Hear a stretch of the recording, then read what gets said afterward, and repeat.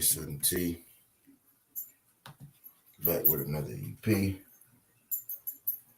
Y'all do your boy a favor. Y'all smash that like button for your boy.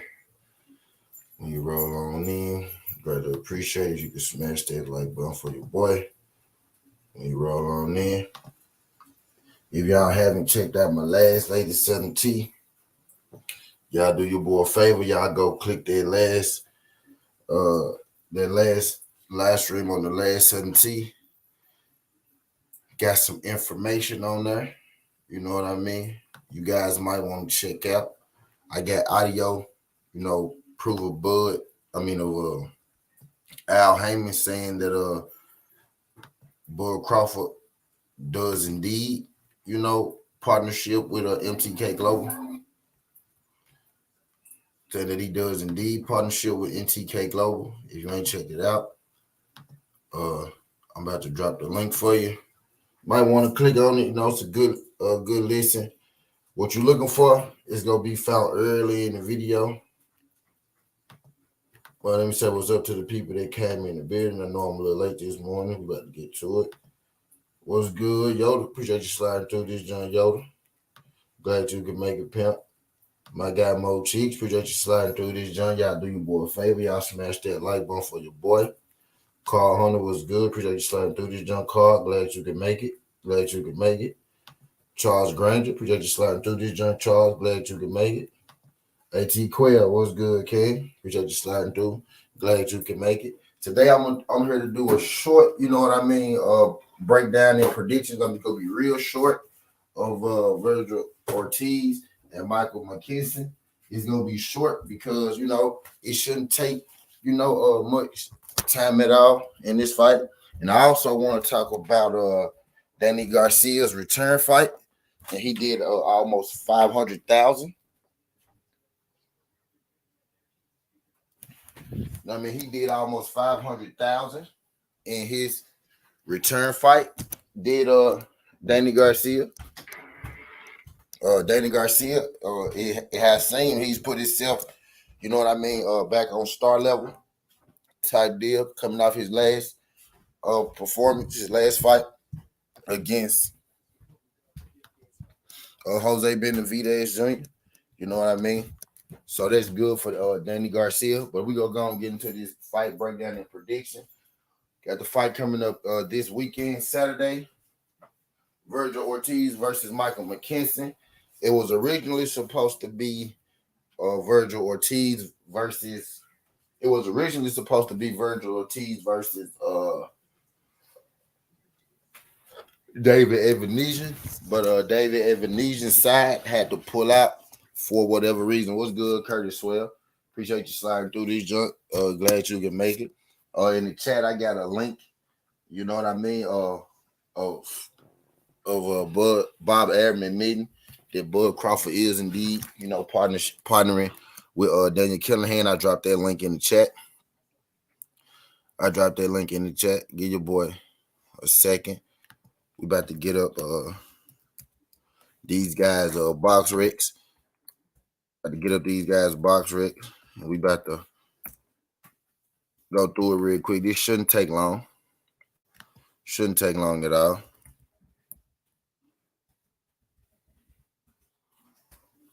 Want to get out ahead of it. This morning I'm a little late, just a little bit late. I want to get up a little earlier and get on it, but better late than never.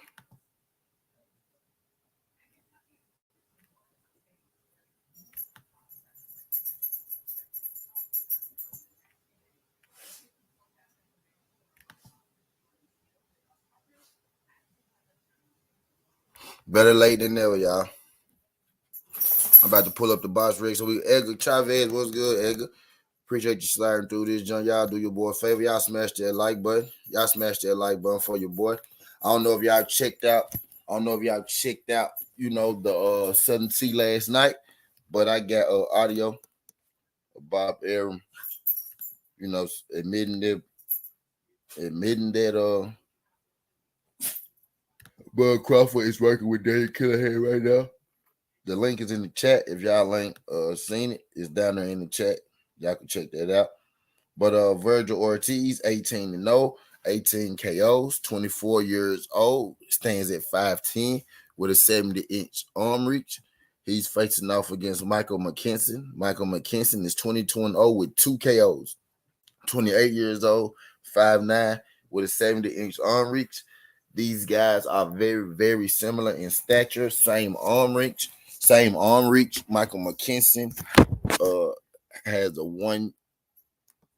Virgil Ortiz has a 1-inch height advantage. Michael Mckinson, 22-0. He beat Alex Martin in his last fight. His biggest win will be Chris Congo. He won a very close unanimous decision win against Chris Congo, and he also boxed Ryan Kelly as well, just to name a few people that you know. Virgil Ortiz. In Virgil Ortiz's last fight, Virgil Ortiz faced off against Mean Machine, you know what I mean, Edges Kalvanaskis, more famously for fighting Bud Crawford. Before that, he fought Mo Hooker, who's also going to be on this card this weekend. Mo Hooker. He fought Samuel Vargas and Brad Solomon. He also fought Mauricio Herrera. You know what I mean? Virgil Ortiz was expected. Virgil Ortiz was expected in this fight to be fighting David Avenija, which would have been a showdown between two, top 10 ranked welterweights, two top prospects at welterweight. I was looking forward to that, and the fact that it's not going to happen, I'm a little down by that. But I will be watching this fight this weekend. It's pretty simple, you know what I mean? The only way that Virgil Ortiz, will be able to lose this fight if Virgil Ortiz just can't land on Michael Mckinson completely. If Michael Mckinson is able to completely outclass and outbox, you know what I mean, Virgil Ortiz, then I can see him winning this fight, right?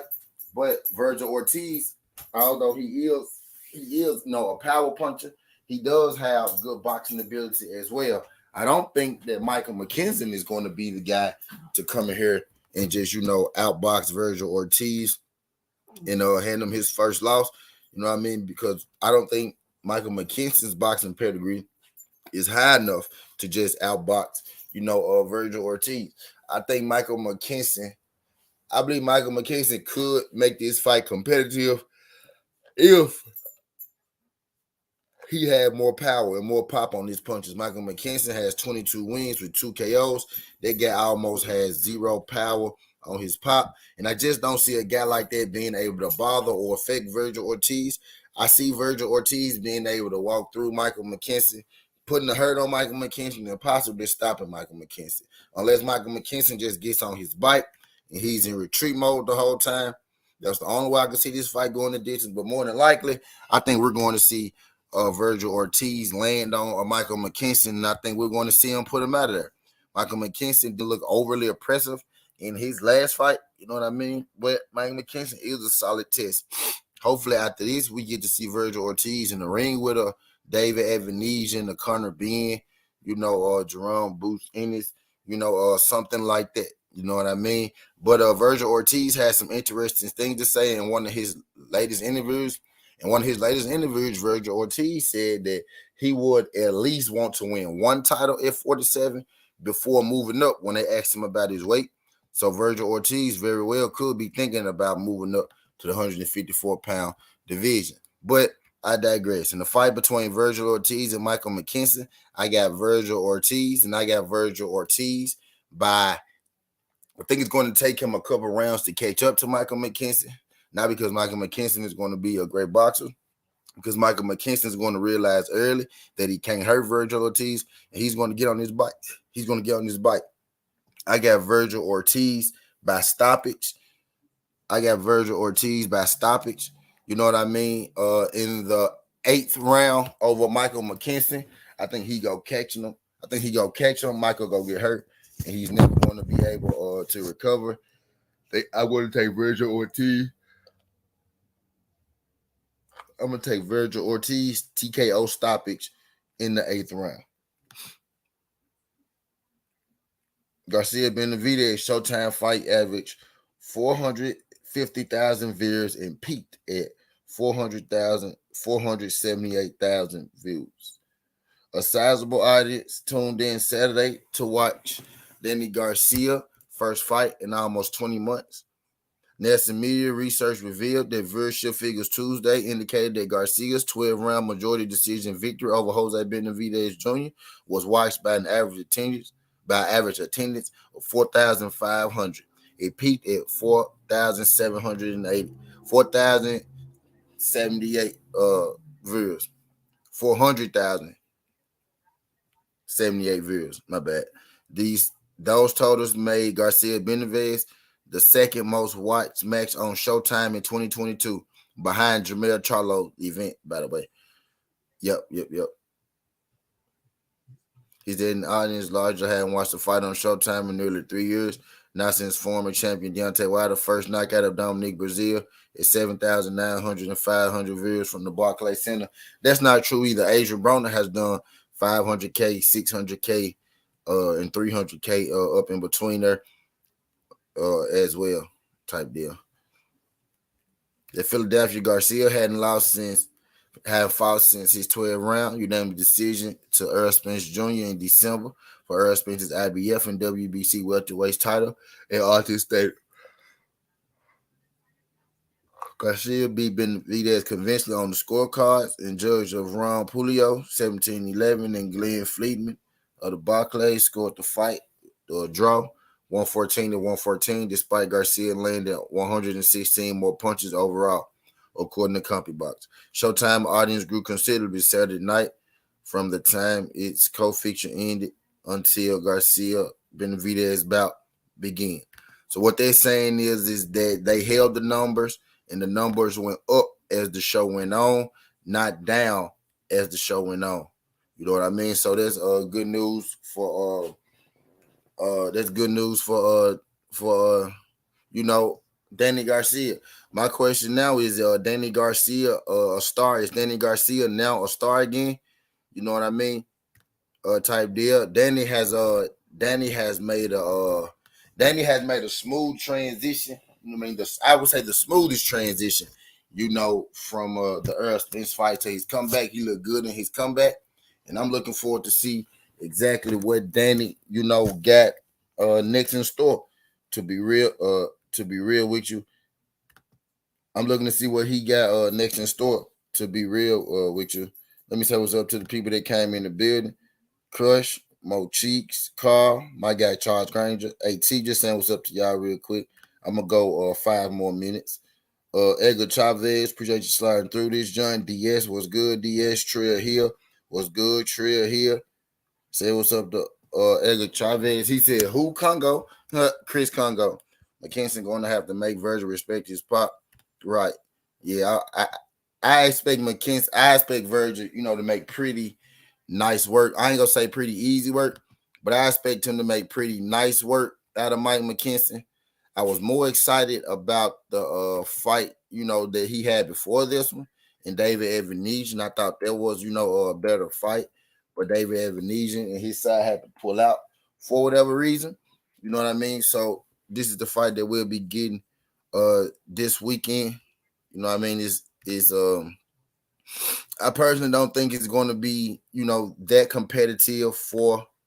I don't think it's going to be that competitive for Virgil Ortiz. Would much rather see him.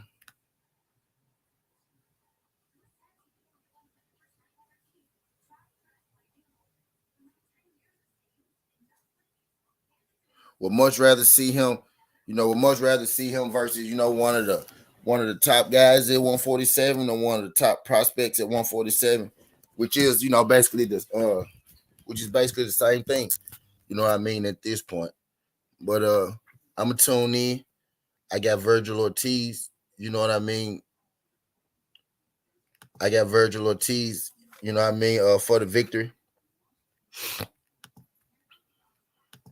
Mckinson is one of those guys who he's not a bad fighter, 22-0. He's going to look good, on his resume. You know what I mean? Not many Americans are familiar with Mckinson. That's because the 2 knockouts. I'm gonna be real with you. He got 22 wins and 2 knockouts, man. I mean, that's a problem. No guy with 2 knockouts is gonna beat, a guy like Virgil Ortiz. You're gonna have to make him respect you. And Mckinson has, I don't think Mckinson might be the lightest puncher at the 147-pound division. I don't know another welterweight, you know what I mean, who has over 20 fights and only 2 knockouts. Like that's like that's scary of how much power that they do lacks. You know what I mean? And he's stepping in there with a guy like Virgil Ortiz, who's stepping in, to fight you. He's stepping in to end the fight. He's not stepping in, you know what I mean, to box you, even though he can box. And Virgil Ortiz, is a beatable guy. Every fighter is beatable, right? But Virgil Ortiz, is a beatable guy. Just don't think, not highly beatable, right? Just don't think Michael Mckinson has enough, to deal with Virgil or what Virgil Ortiz is going to bring in the ring come Saturday. I'm more interested to see what Virgil Ortiz does, after this fight. I'm intrigued to see what a lot of those guys, do at 147. A lot of those young guys, especially, with the top dogs. We got this Earl and Buzz situation going on. So I'm interested to see, what everybody does, down below. In the meantime, I get this one. This one makes sense. Keep yourself in the ring. Keep yourself active. You know what I mean? But I think it's just a little too much going on where these prospects, right? I think it's just a little too much going on where these prospects, aren't doing enough fighting each other. You know what I mean? Not doing enough fighting other prospects, other fighters in their prime. They're calling out, they're calling out the champions in the division, which they should.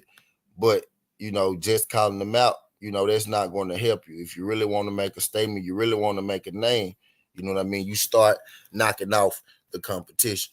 But if y'all could, well, y'all here for a good time or a long time, what's good, just do.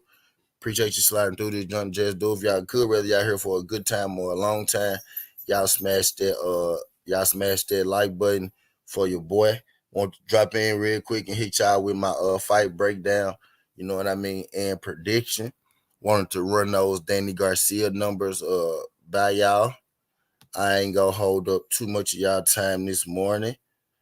Type deal. I know that Brother Five will be going live pretty soon.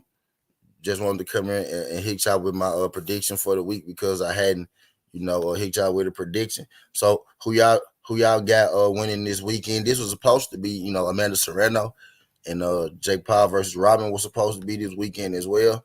That card was kind of dope. I'm a little bittersweet that that card won't be getting put on. You know what I mean? Because that card had that card had a few fights. I was looking forward to seeing. So Virgil Ortiz and Mckinson, have the headline this weekend. So that's the fight that we all, gonna be tuning into. Again, if you haven't checked out my latest Southern Tea, my previous Southern Tea, you might want to go check that out. It's audio of Bob Arum saying it's audio of Bob Arum saying that indeed Bob Arum is working. I mean, it's Bob Arum saying that indeed Bud Crawford is working with Daniel Killahan. You know what I mean? He also said that Bud Crawford sent him an email confirming that he's working with Daniel Killahan.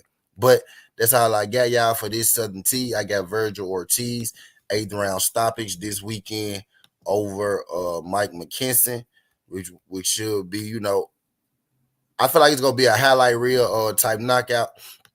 Not gonna be one of those fights where the guy gets beats up until he get knocked out. I think it's gonna be one of those fights where you're going to see a boxing match, right? And then you're going to see one guy hit another guy, and then you go see one guy go loopy. And I think that's how the fight is going to end. I think the fight going to end with Mike Mckinson going loopy from a Virgil Ortiz right straight. But that's all I got. Skin Hardaway Southern Tea. This ain't the past. This ain't the future, but this the present. That's how we rocking. And I'm out. Love.